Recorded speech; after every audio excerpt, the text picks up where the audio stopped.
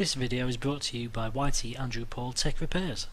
If you have a console, laptop, computer or Macbook in need of repair in the UK or the EU, then have a look in the description below this video for details on how to contact us in order to organise your repair. Well, hello ladies and gentlemen, and welcome to today's video. And today we're going to be taking a look at this. Indeed, it's an Xbox One X and a Project Scorpio edition nonetheless, so one of the first of the line Xbox One X's, the limited edition version of course. And this one's got a bit of a problem. Yes, see that over there? That's our display, and as you can see down the bottom end there, little red light is blinking away there. Everything's plugged in, but of course we have a black screen. That's not good, is it? So essentially we've got a bit of a problem with the HDMI output on this display. So I'll just give you a bit of a backstory to this one. I've already had a quick look at this machine, and when I first plugged it in, it literally, you could turn it on and it would sit there, but it wouldn't do anything else. You couldn't get it into recovery. There's no output to the display at all. Controllers wouldn't connect, wouldn't sync up or anything like that. So obviously this machine was a little bit brain dead. So that's usually a guaranteed sign of a bad hard disk or some corrupt files or a corrupt file system on the hard disk. So we sorted the hard disk out, gave it a scan with HDAT2. Everything absolutely fine, checked out good. We've reformatted the disk and re-prepared it. And now, although we've got a slight problem in as much as we can get the thing to boot, and we can now get it to boot into recovery, and the controllers will now sync to it. So we've got rid of one problem, and we're in the position now where we can start to install the OS. The only trouble is we've still got a black screen. So the chances are that this is either a bad port, a bad retimer, or a bad EMI filter or something along those lines. They're a very, very similar circuit and layout to what you'll find in a PS4 these days. They've completely changed from the first revision of the original Xbox One. So yes, we'll no doubt get to work on this one by stripping it down and getting it on the desk and having a look. I've had a quick look at the physical condition of the port at the rear of the machine, and everything looks intact and looks in one piece. So this is likely to be either as I say, a retimer IC problem or an EMI filter of some description. So we'll crack this apart and we'll take a look in a second. So join me on the bench and let's get to work.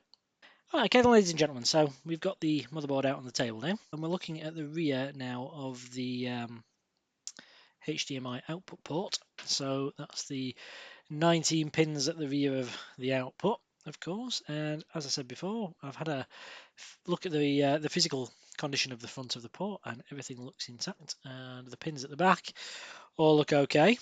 So I don't think we've got a problem with the port here. The port is perfectly intact. So we've got a problem somewhere else on this circuit. So now we just need to work out where that problem is. So let's go over this. It looks very similar to the Xbox One, the Xbox One and the Xbox One S, in as much as we have these little EMI filters just downstream here. That's EG3 and EG4. So these are just common mode chokes, essentially just coils of wire. These are an array.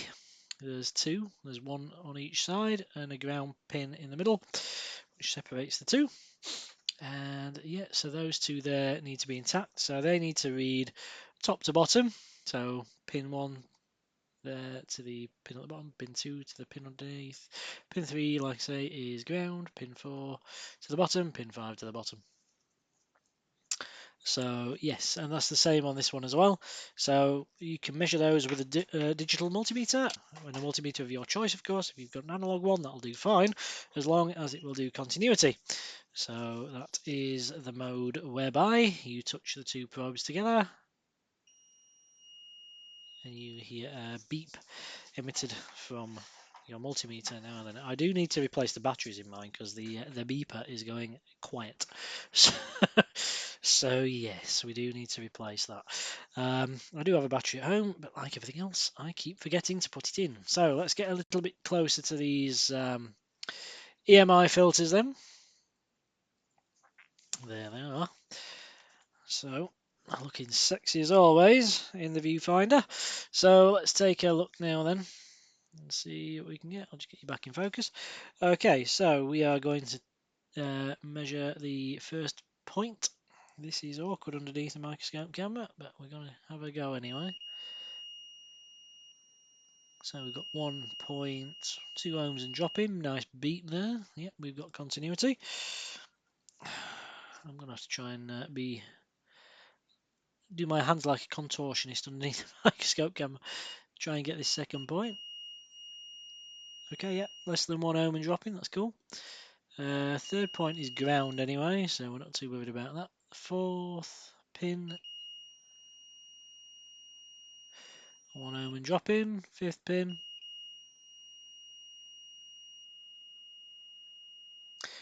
1 ohm and dropping. Okay, so those are good. On to EG4 then. And EG4 should give us the same sort of carry on. He's good. He's good. So these are ground.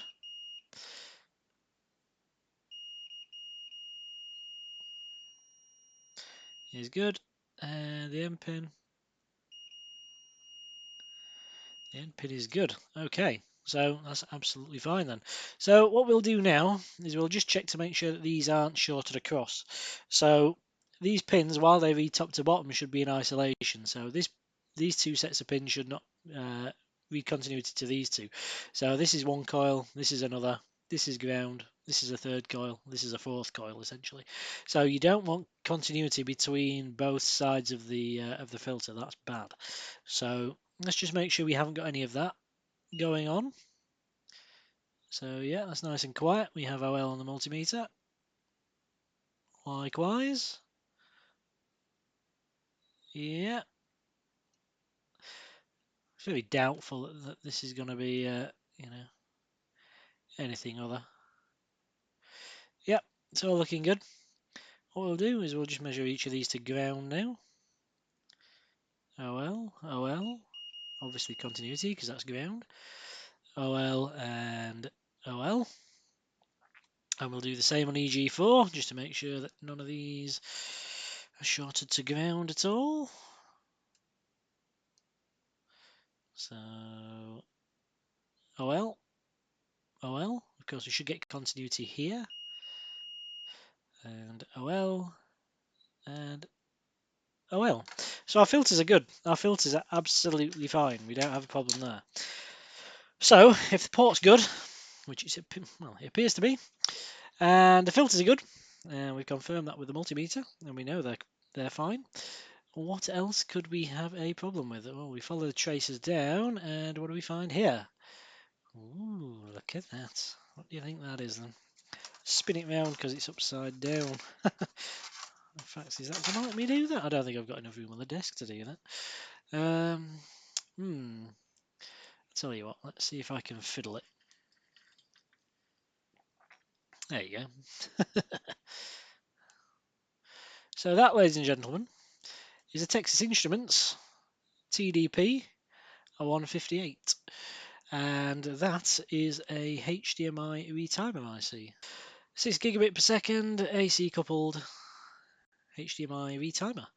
Yes, indeed. And rather interestingly, if anybody over there has seen a inside an Xbox One S, of course, that will sound very familiar to you. Whereas they also have a Texas Instruments 4K capable 6 gigabit per second Retimer IC. Unfortunately, they're two completely different parts. So they're both Texas Instrument chips, and they're both 4K, and they're both 6 gigabit per second, and they both support HDMI 2.0. And I've not looked at the data sheet to be entirely certain as to what the differences are, but there must be some sort of difference. Yeah, I don't know really. All I can think of is maybe the S. I'm sure there's probably some sort of specification change in there as well, but maybe that this is just a slightly newer line of chips, of course, because the X did come after the S. So maybe that's just the case. Maybe at one stage they might unify the chip to stop two different ones, because at the moment we've got the 759 and we've got the TDP158 as we see here. So as with all good things, here we have a nice new bag, sealed up of course, full of TDP158 chips. So I've had to buy these because I've never had any up to now, because this is the first Xbox One X I've had with HDMI issues. And yes, so what we're going to do now is we're going to take a look in here and we're going to get an IC out of the packet and we'll show you what these things look like. So these are brand new, and if you do need some of these yourself, and it doesn't matter where in the world you're located, but if you do need some, I have some for you. I have some right here. TDP158s. Yeah. So, I'll just show you under here. Just got a couple out of the packet for now. I'll just show you underneath the microscope camera. There we go. There's our packet of nice new shiny ones. Okay. So what we need to do is we need to replace the duffer with one of these nice shiny new parts. So that is indeed what we're going to do right now. So the first thing to do is I'm just going to pop these back in the packet, stop me from losing them, because you know exactly what will happen if I don't do that. Okay, we'll put them over there to the side for now. So what we're going to do is we're going to get some fume extraction on in a second. And okay, fume extraction is on. And I am going to get some flux. So this is Amtech NC559V2 TF. The TF, of course, stands for Tachyflux. This is excellent stuff, by the way. I highly recommend it. So we're just going to have a quick squeeze on there. And then, just to be economical, just going to spread it around on the tip of my brush here. This is excellent flux, by the way, ladies and gentlemen, so if you are in need of some, unfortunately I don't stock this at the moment. But one day in the future I'd like to. But for now, if you take a look in the description, hopefully I'll remember while I'm editing this that I've said this, and I will put a link to the official distributor's website, both here in the UK and in the US, so that you can actually go get some of this stuff if you need, if you're doing one of these yourself. Okay, so what we're going to do, we're going to go in with the air station. So this is set at 490 degrees Celsius, 100 litres of airflow per minute. And just going to heat this chip.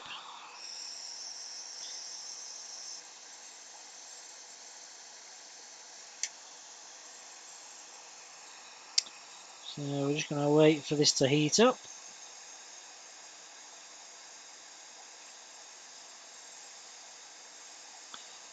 It's not the best angle in the world because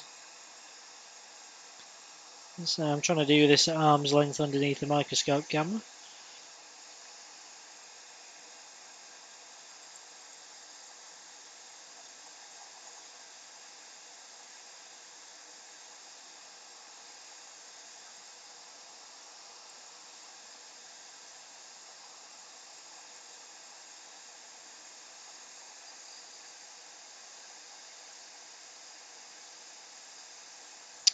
I might have to move you out slightly because I'm struggling to get on top of the chip.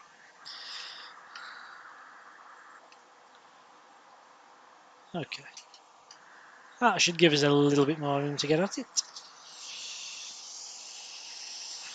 better.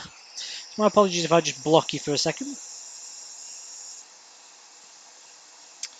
So I'm just going over the area.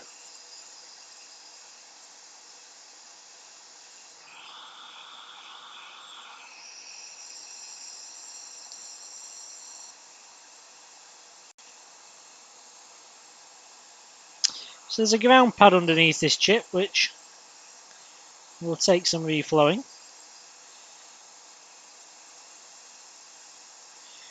These boards are quite good at conducting heat, so you'll have to work it back and forth a little bit.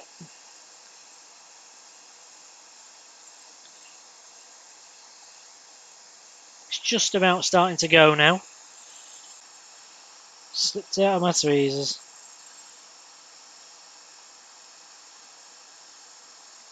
Which is annoying because now it's gone back down. There we go. Okay. These 1X boards are incredibly efficient at transferring heat away from the source of where you're trying to rework. They must be pretty thick boards.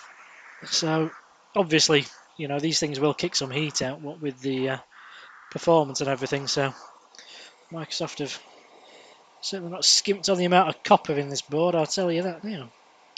That does make reworking it slightly trickier for us, but the key is patience, and don't be tempted to go ripping things up or tearing things off. So we're just going to apply a little bit of leaded solder to the site here.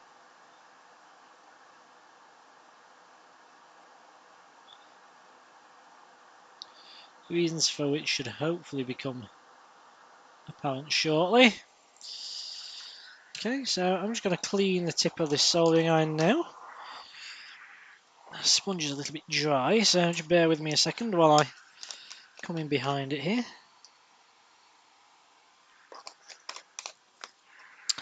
Stick some distilled water on it. Of course, distilled water is very, very good for your soldering iron tip. So, we're going to go in here now with a bit of desolder braid.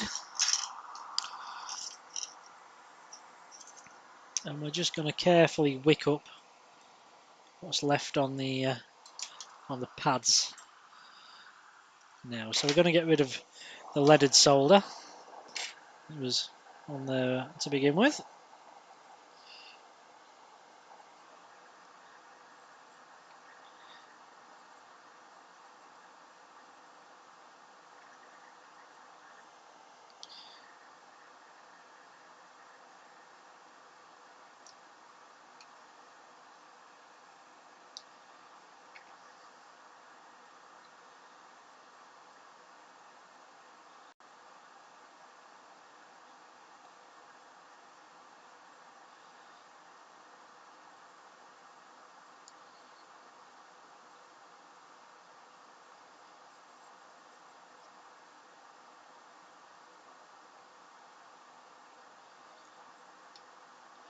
Okay, so we have rid of the biggest part of that, which is cool. So we're just going to get a little bit of isopropyl on here now. We're just going to clean the area. If I can find my syringe. And I've just managed to smack my fiberglass pencil somewhere, which is great. So I don't know where that's gone. It's one of those days, ladies and gentlemen. One of those days.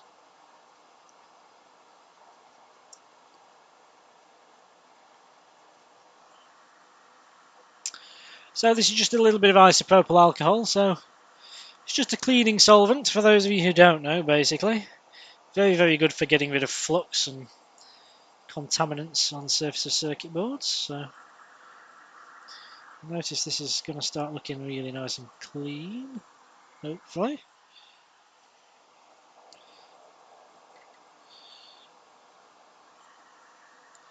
Okie doke. Excuse me.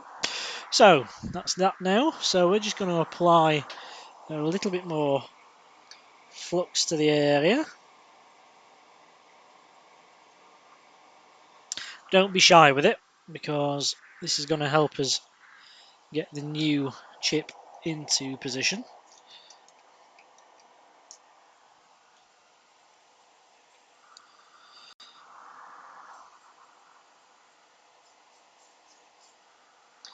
So this is going to help us get everything back in place. So we're just going to tin these pads up.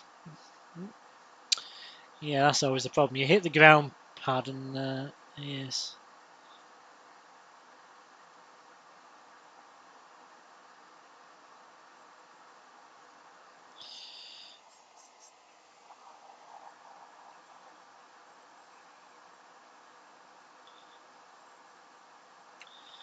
board is a real bitch as far as the ground planes go. So as soon as you make contact, you'll notice there that bit of solder is bridging across between the ground pad and the legs. You'll notice that the little tip just will not shift it. And that's because these boards are unbelievably good at carrying away heat. Which is all the more reason not to get impatient when you come to install your new IC or remove the old one.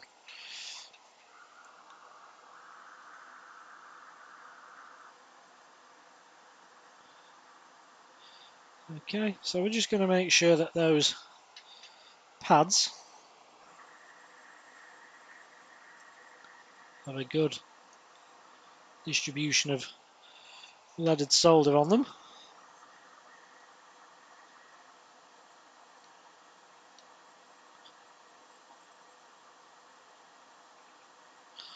I'd say they do.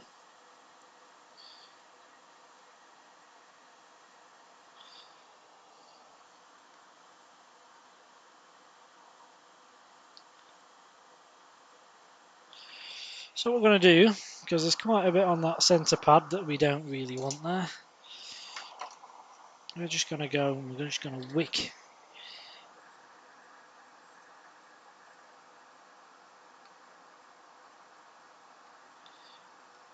the excess off that centre pad.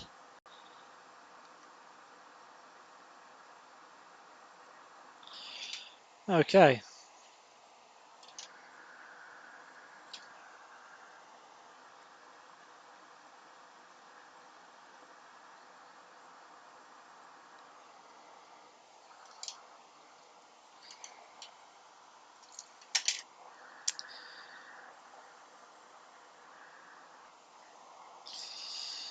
Nearly there.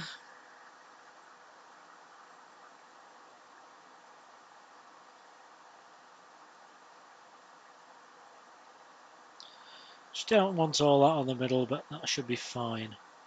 Okay, so time for our new chip. So remember how we said we were going to leave that flux on there because that's going to help us put this thing in position. We're just going to add a little bit more fresh on top of it. So the theory is that the stuff that's underneath there now that's been activated whilst we were trying to work the new solder onto the pads, of course, that goes tacky. And what will happen is that that will help us to keep the new chip in position. So we're just going to get a new chip out of the packet. Okay, we have that now. And as you can see there, nice and shiny and new, no solder at all on there. These are direct from manufacturer, so these aren't your specials from AliExpress, these are direct from source. So these should be good to go. We should be able to be 100% certain we've not got a duff chip anyway. So if this doesn't work, I'll be very doubtful it's the IC. So what we're going to do is we're just going to offer this chip up into position somewhere close. I'm going to get a bit of flux on the bottom of it. Okay. What we're going to do now, we're just going to introduce some heat to the area just to get this solder on the pads and the big ground pad in the middle, just to start to play ball. So if we can preheat this area of the board, then we have to apply less heat to the IC to get it to flow into position.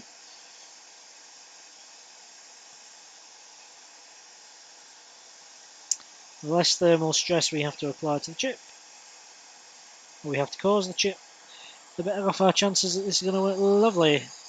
So we're just going to put this down somewhere roughly into position. Okay, what I'm going to do is I'm just going to take a look at the alignment left and right, just to see where I need to nudge this thing. Okay, we look good on the top side.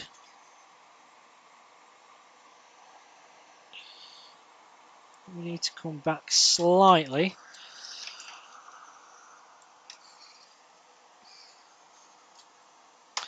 Okay, I'm just going to pull you a little bit closer to me here, so that you can see this.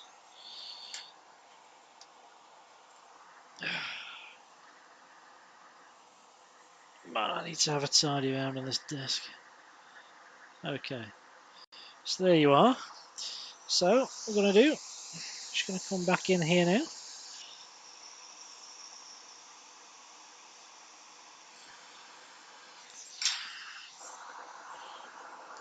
Just going to apply a drop more flux to our IC now it's in position. And hopefully this is going to encourage that IC to drop into place. So I'm just going to lift you up slightly here,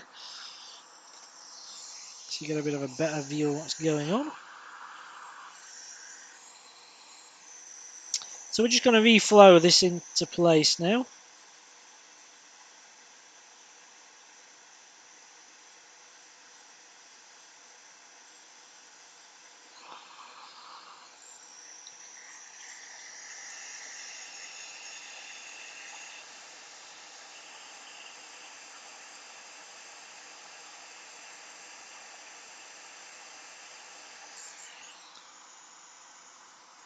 So we're just going to recheck the alignment, see where we're sat.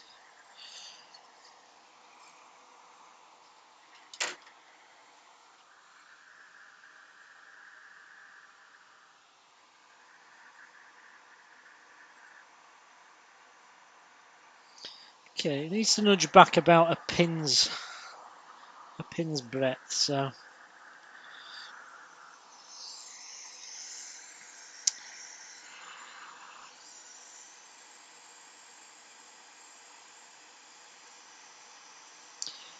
hopefully we'll just reflow this and surface tension. When we give it a nudge, we'll just drop it into place.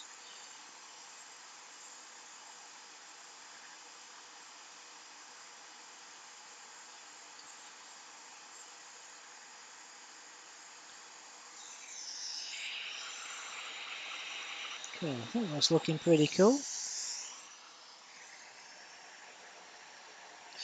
I think that's looking pretty good. So what we're going to do now, we're going to go over and we're just going to make sure this is flowed into position. And then we're just going to go down with the tweezer into the centre of the IC. We're going to push down to make sure that this is mated with the surface of the board.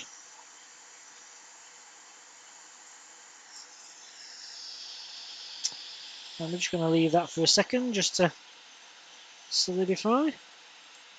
Okay, that's that. You'll notice there's some solder come out of the side, but don't worry about that one. So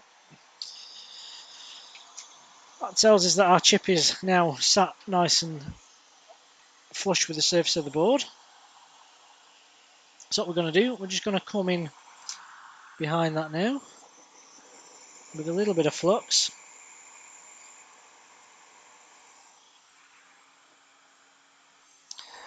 And with the end of a soldering iron, we're just going to nip any excess solder away there. And the same with the top side. And when this board is warm, of course, this is going to be a lot easier than when it cools down again. So we're just going to take any excess .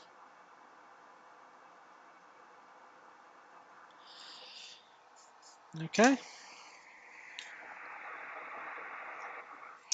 I think we're looking pretty good there, to be fair.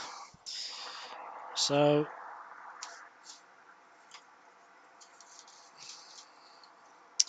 just going to get a cotton bud tip here, some more IPA. We're going to have a clean off, and then we'll have a quick look at it,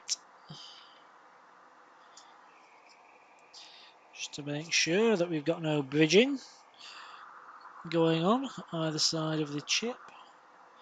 Got no solder spilling out of the edges, which is cool.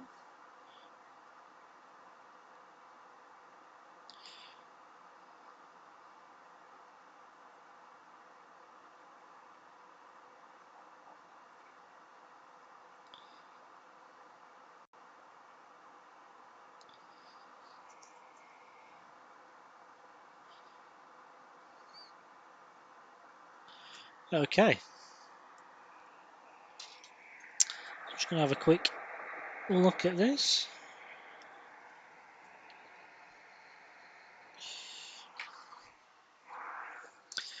Looks fine. I'm just going to have a look away from the camera, just so we can get some light on it. Okay. Yeah, that's looking fine.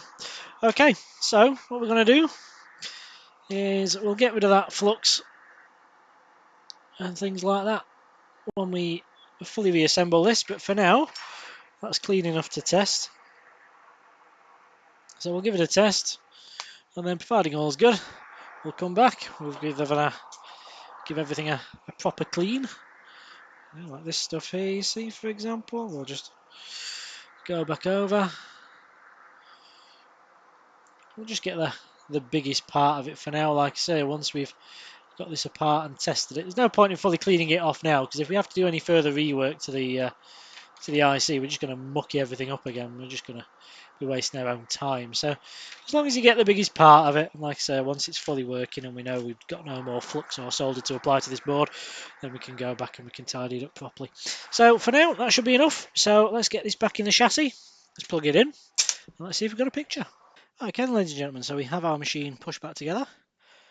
White light is on, and if we can see here, we're into the troubleshooting menu. Yay, we have a picture on our display. We've got an E105 at the moment. So what we need to do is we're going to need to get a USB stick, and we're going to have to put the OSE1 recovery files on there, and from there we should be able to reinstall the OS on this box. But as you can see there now, we have our Xbox One X. We have a picture. Xbox One X. Picture. Yay! So there we go. It was indeed the HDMI Retimer IC at fault on this particular occasion. So we're looking forward to getting this one back up and running again. So we're going to get the OS prepped on a OSE1 recovery USB stick now, and we'll get that put in and we'll get that done. Okay, ladies and gentlemen, so we have our Xbox now all plugged in, powered on, white light as you can see. We've had the USB stick in here because we've had to finish putting the OS on, of course, after recovering the hard drive, and as you can see there now, we have our Xbox One X back up and running, all ready for action again. Lovely stuff, as you can see there, we're in 1080p. Glorious 1080p. Of course, this thing could do glorious 4K, can't it? But, you know, unfortunately it can't at the moment because it's not plugged into a 4K display. But there you go. So we're back in the land of the living. What can't speak, can't lie. Yes, there it is. So the first Xbox One X on the channel, all up and running nicely again. Okay, so what have we done today then? So we've got the HDMI Retimer IC off this board. We checked the EMI filters, they were good.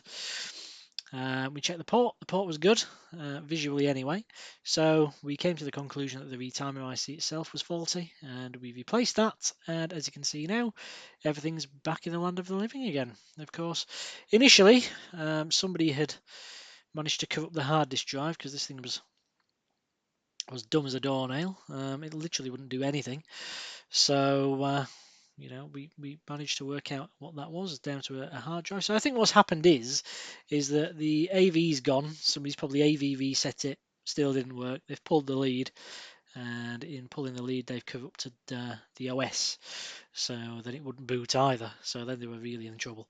So we've had to redo the hard disk, and we've also had to redo the HDMI retimer. But as you can see now, this thing is back up and running, and everything is cool once more. So thanks for watching, ladies and gentlemen. Hopefully you've enjoyed this video. If you have, then please remember to give it a big old thumbs up. It does help grow the channel. YouTube algorithms use the number of likes to dislikes ratio on the channel's videos to work out whether the content there is worthy of dispersing against more people on the YouTube system. So essentially, the more likes I get, the more likes my videos get, the more people see them. The more the channel grows, the more videos we make. Or at least that's the theory. So I'm not sure if by the time you see this we'll be on 10k. I'm hoping we will be. So yes, so thank you very much for watching, ladies and gentlemen. Hopefully you've enjoyed it. Like I say, if you have, then feel free to pop a comment below. I do try to read them all and answer if I know the answers. I'll try and give them to you. Likewise, private messaging has gone on the YouTube channel. Oh, sorry, on the YouTube network these days. Not entirely sure why. But essentially, we've now got. I'm sure I've still got a messages thing up on my status bar. There's a new icon popped up there the other day, and it looks just the bloody same. Looks like Facebook on YouTube. So you can add friends and things on that. I'm honestly not sure what the hell all that's about, but why not? You know, if you want to give it a try, then I suppose add me on there and we'll see what the hell happens with it. But yes, so yeah, you know, if that's what you want to do, then feel free to do so. If you want a repair of your own and you're in the UK or the EU, then feel free to drop me an email to my email address in the description. It's YTAndrewPaul@outlook.com.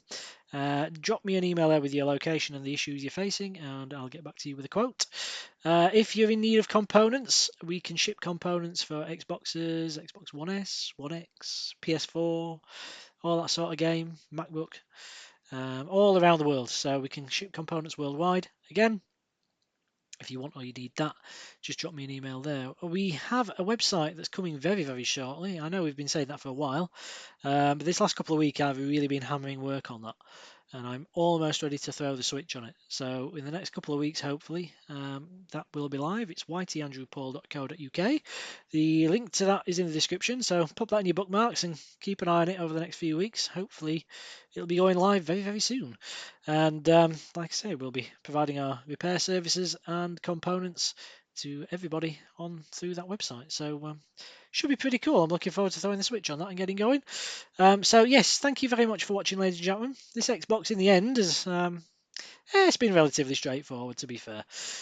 So thank you for watching. Hopefully you've enjoyed it, and I'll see you in the not too distant future or the next video. So from me, from the Xbox, it's goodbye, and I will see you on the next vid. So for me, it's bye for now.